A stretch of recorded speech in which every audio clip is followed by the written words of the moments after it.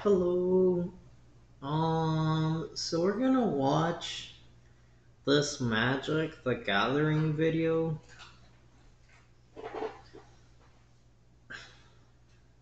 But I need to see something first.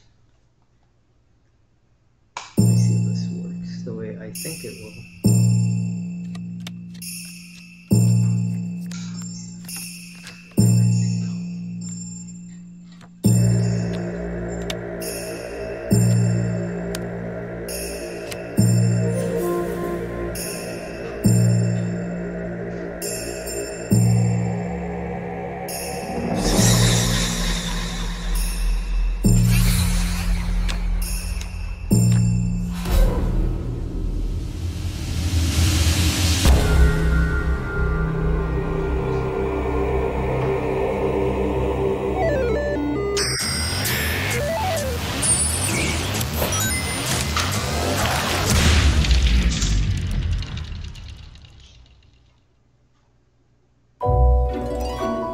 Magic the Gathering is a collectible card game. It's strategic in nature. It's got a little bit of hidden information where you're hiding your cards from your opponent. You're playing your cards onto the battlefield, attacking and blocking with them, and trying to reduce your opponent to 0 life. People collect the cards like baseball cards, and then they play a strategy game with them that's kind of like a combination of poker and chess. Poker in that you play with the cards you draw, but chess in that each card's like a different piece. From the cards you collect, you get to customize your own deck and your own experience and make it your own. When your true foes reveal themselves, will you do everything in your power to conquer them? It has a fantasy flavor and feel to it. That can be something that's very important to you, all the way down to not that important to you at all. One of the things that makes Magic accessible to new players is that luck is absolutely going to be a factor. Unlike a game like chess, where you will always lose if you're worse, in Magic you sometimes win. And it's kind of like a little bit of a gateway, you know, like it helps you feel good while you're learning. Magic is the biggest now that it's ever been, by a lot. I think we guessed certainly upwards of 10 million people playing the game worldwide. 全てのデッキに勝てるようにするというのが一番でかいですね。No matter which language you speak, the rules are the same everywhere. Your cards might be in English, his cards might be Japanese, but you both can communicate very easily. When I was growing up, most people who were playing games weren't really seen as the cool kids. But now, there's professional gamers on TV. This is just so much more a part of the culture than it was 10, 15 years ago. All right, I'm going to play a 5th mana card, and then I'm going to attack with my Elder Beast. Can Kenny block his Elder Beast? Not with his Shapeshifter, it's already tapped. 4 damage to your Planeswalker. Oh! No! The game is just so polished and so well done. It might just be the best game ever made. Good morning, good afternoon, good evening, and good night. You are welcome to our live exclusive coverage of the final of Pro Tour Born of the Gods. Will it be the ice-cool Sean McLaren or 18-year-old Jacob Wilson? If he wins this match, Jacob will be the first champion younger than the game of Magic.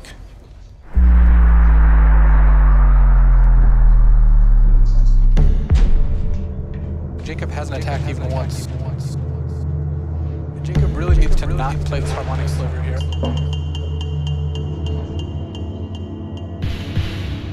Sean McLaren, is it Staticaster? Kill your birds of paradise, and that is the end. Sean McLaren is your champion. He is king of the hill. Jacob, congratulations. I can tell, of course, you're disappointed. Who wouldn't be? Right now, I feel a little physically ill, but I think tomorrow I can look back and be proud about this and hope to win the next one. Yep, we'll come back, win the next one. Ladies and gentlemen, your finalist, a great ambassador for the game, Jacob Wilson. Good job.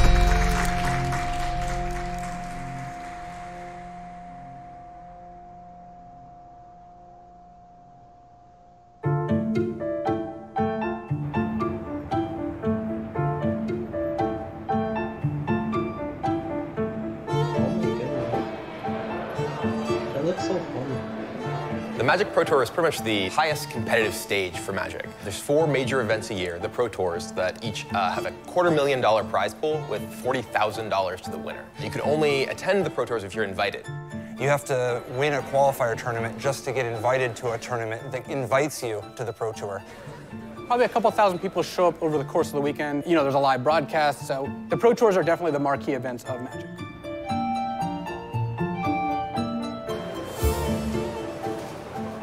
This is an important tournament for Jacob in a big way. He had a bitter loss in his first Pro Tour. I remember looking at him after that happened. For somebody who doesn't show that much emotion on a regular basis, he was destroyed by that.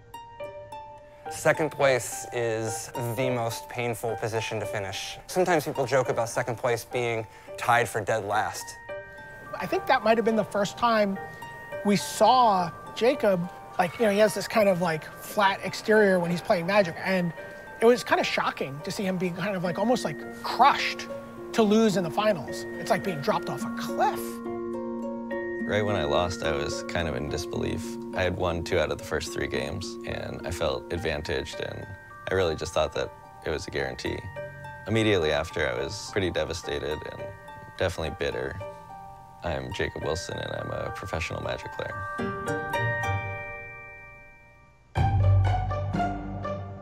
I was introduced to Magic when I was really young. And when I was 15, I just started playing in local tournaments like once a week. And when I got second place at the Pro Tour, I ended up going from like $100 in my bank account to $30,000. And like I was paying for school all by myself.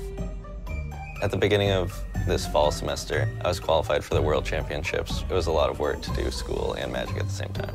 So I wanted to take the semester off and just prepare the whole time. Right now, one of my biggest goals is to win a Pro Tour, and if I were to accomplish that, it would be a huge achievement and definitely one of the biggest ones of my life. Tonight could definitely be a late night. I often am a little bit too excited to sleep right before a big tournament like this. Yeah, I think it's pretty important to get a good night's sleep. Doesn't it look so fun? Most people try to. A lot of people use like Adderall to focus and stuff like that. I got sleeping pills. Yeah. I like to wake up long before the tournament, so pretty soon I'll be taking a sleeping pill and then listen to some music and go to sleep. Imagine being with all your friends. The pro scene is divided from a lot of people's experience playing Magic. It can be so many different things to so many different people. For the average person who's playing, it's much more likely a way that they sort of blow off steam after work, or just get together with friends, or a way that they bond with their family members. Ma, worry about the food more. Yeah, the food almost done. So, Ma, what are we cooking today? This is a Buttanesca sauce. We're going to have a little penne, and then we'll have some stuff. I like these foods. Nice. When people get invited to the Farino house, they know they're going to get 2 things: high-level vintage Magic and great pasta. Over there is our collection, cards that we use to play Magic. Yeah, those cards there comprise a lot of hours of work, a lot of hours of fun, a lot of hours of family and friend recreation, so that's really what it is. Certain cards, you even remember where you were when you opened them, like the Classe Sardia. We always had a fantasy background, starting from my oldest brother, which read a lot of Tolkien's work.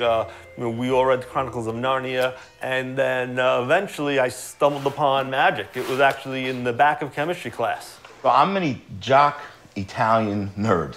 It's part of what makes me me. There's a lot of the old stuff right here. Savannah lines and jade statues, I mean, things like this. Yeah, Completely well, specifically why this Savannah lion is kept in plastic is that it actually single-handedly won Ralph's Beta Black Lotus. That card effectively won this card. Won this one. Beta Black Lotus. They're very valuable. Talk about 1993, when we were opening up packs, you're paying $3 per pack. Now, if you turn around to sell it, it could effectively be the down payment on a house. I mean, it's just absurd what has happened to the game. Another reason, that definitely love the game and why we play vintage is the older artwork. Like Serra Angel, this is a card I have around simply because I've always loved the artwork. This is the backbone of my deck. It's called Mishra's Workshop. To me, I very much That's why gravitate I like towards Magic. the I art. like the art I always on the appreciated the Magic fantasy part. art aspect. There were some early pieces of art which had some symbolism, which I think provoked people to bring out the bad aspects of fantasy. There were two cards in Weird. particular, That's the old Demonic one. Tutor and Unholy Strength, which had pentagrams on them.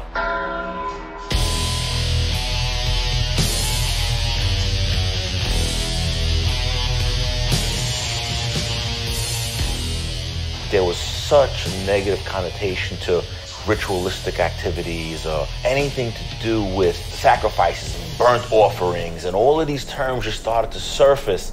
Magic, the Gathering.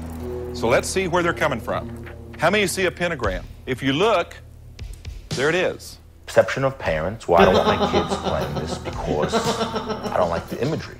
Here's one of the cards. It's a dead, rotting, decaying thing that's been in the ground. And remember, it said that it's an occult game. One of the dangers of this thing is that it's played with the mind. How many know that the mind is a very fragile thing? Teenage kids, their parents still had influence on what they could play. Now it's different. They quickly retracted those printings, and that really quelled a lot of the fires of the whole satanic imagery. That negative paradigm that followed Magic in its beginning years are now over. And I think you're starting to see now the growth of it is changing. I look at fantasy as one of my little escapes. For those couple hours that I'm playing, it allows me to just, I'll come back to my problems when I'm finished.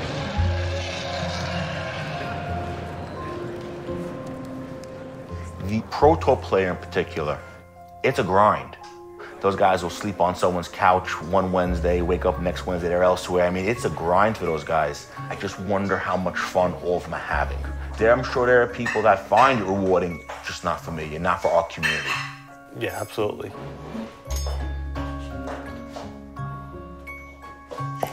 We always made it communal. We've always believed in that aspect of it. Maybe that's why we gravitate to vintage so well. We treat everyone fairly. We try not to make people feel uncomfortable. If they're new, we kind of welcome them. Because no one's bigger than the game. How cool is that? The game has to be about community. That's so nice.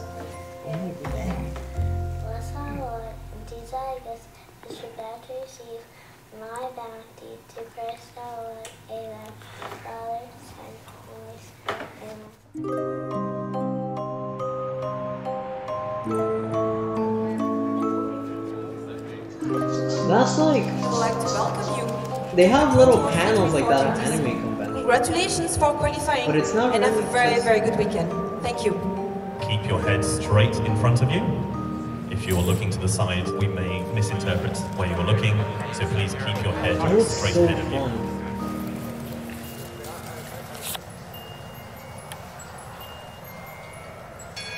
Pick up the cards.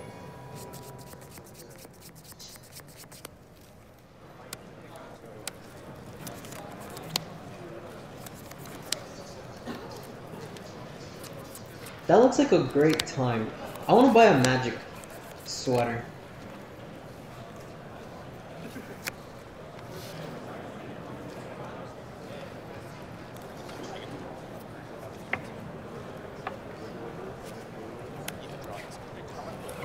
I won the first round, which is great. It's always good to get off to a good start. My opponent forgot something that would have benefited him. Like, if you forget what your card does, it's not my responsibility to remind him. I'm normally pretty quiet with my opponent. During the game, I don't really like to chit-chat. He can be sometimes quiet. He's a relatively quiet guy. I haven't really gotten to know him super well. Jacob Wilson attacking for lethal, using Path to Exile. Just saw a He's always very even, very calm, and always finds the right play. Oh, he finally swamped through! How do you beat that? So Jacob Wilson moves on. It's the end of the day, and I finished 7-1, which is pretty great. It's the best record I've ever had at a Pro Tour. I can't really ask for much more. Dude, you went 7-1 today. That's fucking insane. I know, it's great. Great work. Thanks. We're holding white bits of paper, and that means it's time for the end of day wrap. Jacob Wilson is ahead of the curve. You've already called it there. You're saying Jacob Wilson for the win. A terrific job by him and all these players here, on behalf of everyone at Wizards of the Coast, saying bye.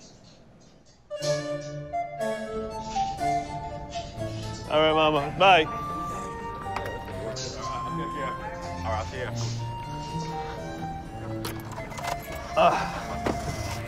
Sorry about this car. It's disgusting, man. Yeah, listen, what isn't disgusting right now? It just, I wish I could do something about it.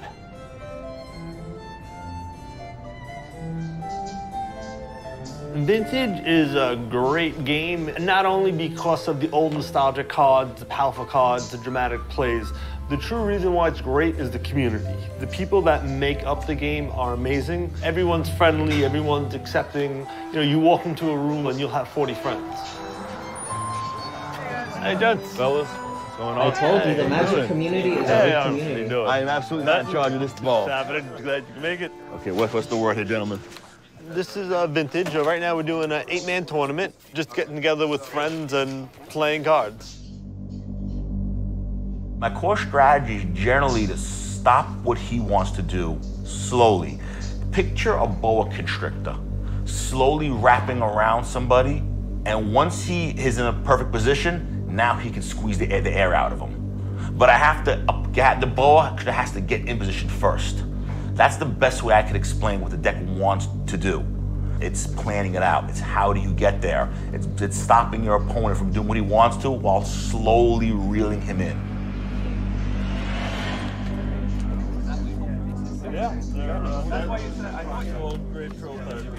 What I would really say about Vintage is, it really is how the game was intended to be played. And Vintage is the purest form of the game. It plays with all the cards from originally printed up until the ones which are being hot off the presses. Wizards of the Coast is the creator of this game. They kind of, I guess, believed there were errors in the original cards that were made, and they kind of wanted to put them away in a small place where they could be forgotten about. They definitely left us out in the cold a little bit. And that's why in the Vintage community, we had to self-regulate, and why people look at us as the Wild Wild West, because we've had, you know, a little bit of the cold shoulder from the parent company. My opponent right now is Greg Fenton. He's very well known in the Vintage community. We put out some really good players from here. I got into looking at misprints of cards. They probably should have been caught and destroyed by quality control, but didn't. For example, these two, there's actually no physical card here. I really like a misprint. This has too much blue. This has too much black ink. There are miscut cards that come in packs. My friend just found these. We really didn't have a story on it, and I thought they were incredible. I thought I would get them framed at first, but then every time an opportunity came along to get another misprint, I definitely wanted to. Anything else in there that's worth seeing? Yes, but I realized I actually can't show something in here, which I'll show Why you is guys that? privately. Yeah, Why I is just realized that, and that's why I'm stopping now. What's wrong with it? I'll explain after. I actually can't divulge this on camera. Today it literally looks like he has this one. I'd say the Farinos are the godfathers, and a lot of people do regard them as the creators of these certain decks. Anytime you bring up these old decks, they're like, oh yeah, the Farinos built this, built that. You're activating it, you're not tapping it. Yeah. We were talking earlier about Pro Tours, how all these kids are kind of young. Do you ever think that you would have tried to do that? I tell you what, there's a part of me, as being a natural competitor, I probably wouldn't have minded a small opportunity to have done it. It would have to have been at the appropriate age. Right now, we're trying to win a world championship in this format. That's the actual goal. But to answer the question, I would have given it a chance. Let me say this. Excuse me.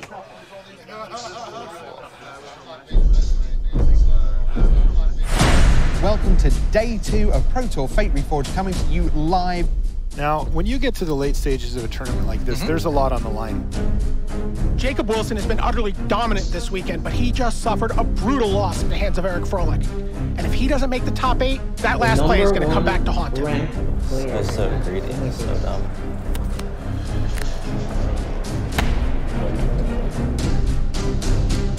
Here we are, it's the last round of the day. It all comes down to this. If Jacob Wilson wins, he advances to the final day. If he loses, he is done. Our first player, Seth Manfield. Standing in his way, Jacob Wilson. All right, here's Lava Spike to take Jacob Wilson down to 10. Down to 2 is Jacob. Jacob's turning the tables and going on the offensive here. He's got his guns blazing against Seth, and Seth has fallen to 6. This is just about as close as they get.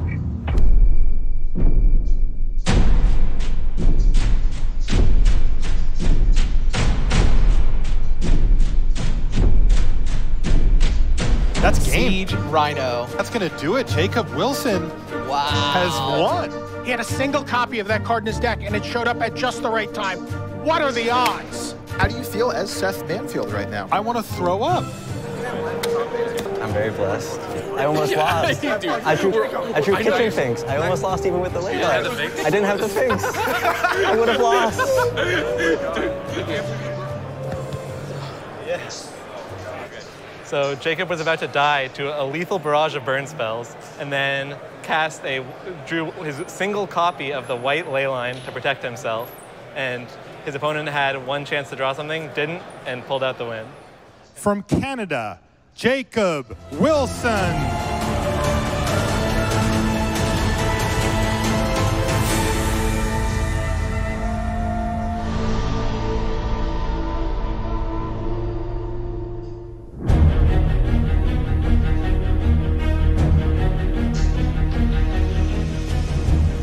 If I win the Pro Tour, that would be a defining moment of my life.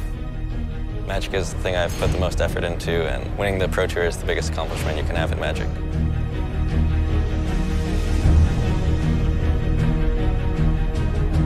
Hello and welcome to the last quarterfinal of Pro Tour Fate Reforged. We are going to start off with Jelger Wiegersma against Jacob Wilson, a 19-year-old returning to the top 8 of a modern Pro Tour, made the finals last year. Let's get right down to the floor and see who is going to win between Jelger Wiegersma and Jacob Wilson.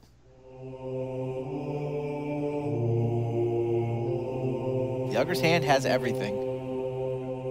Jacob is in game 3 and a 2 out of 3 against Jelger Wiegersma, who is a Dutch Hall of Fame Magic player, so not an easy opponent.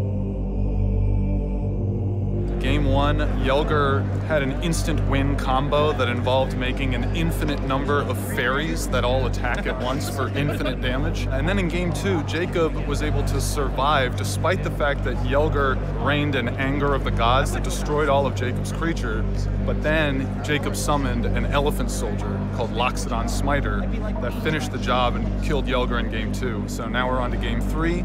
Jacob's got a very good start, but Jelger's deck is capable of winning in an eye blink, so the suspense is pretty good. It's such a good game. Voice of Resurgence, he's running through what could he have. Classic. Jacob does not have a lot of outs here. Things are not looking good for him. I'm gonna put this Splinter Twin on this Pestermite. Do you have a response? Shows the path to exile to Jelger, who now will show him the Dispel, and that should be the game. There's the hand. Jelger Wiegersma advances to the semifinals over Jacob Wilson.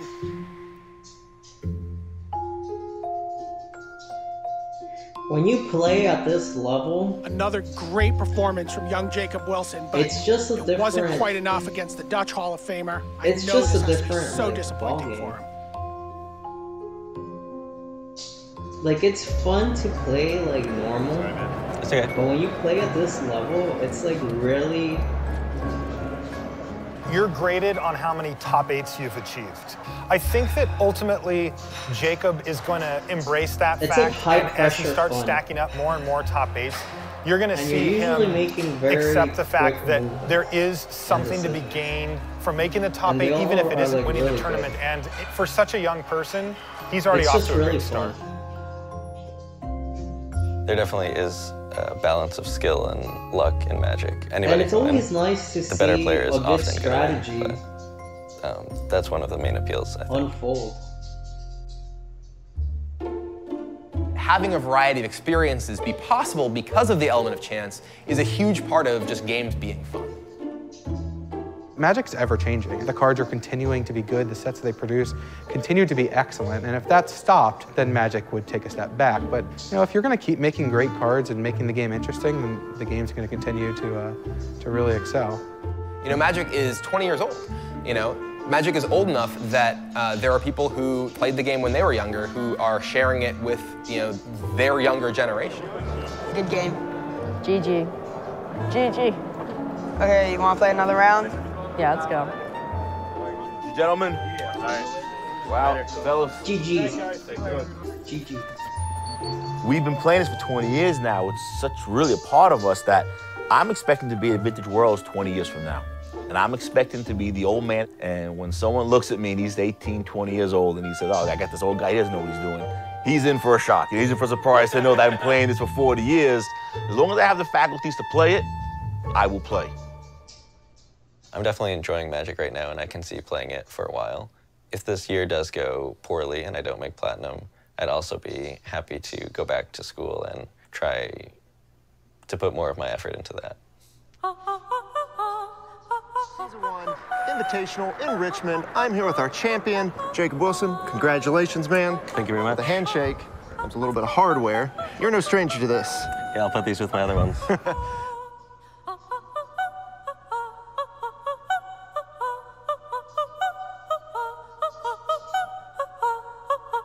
Imagine having your own Magic card. How cool is that? Okay, 7 cards, right? Well, alright. that is all. It's really fun. Just started playing I today, think we and can all agree that decent. Magic is a very fun game. I'm a noob. We're both noobs. But we're okay. We're teaching each other, kind of. Boy, boy. We're learning. You kidding me right now? I just need land. 1 land and I can destroy you. You got nothing, you scrub. I didn't know anything about Magic until today, except for that it was a card game.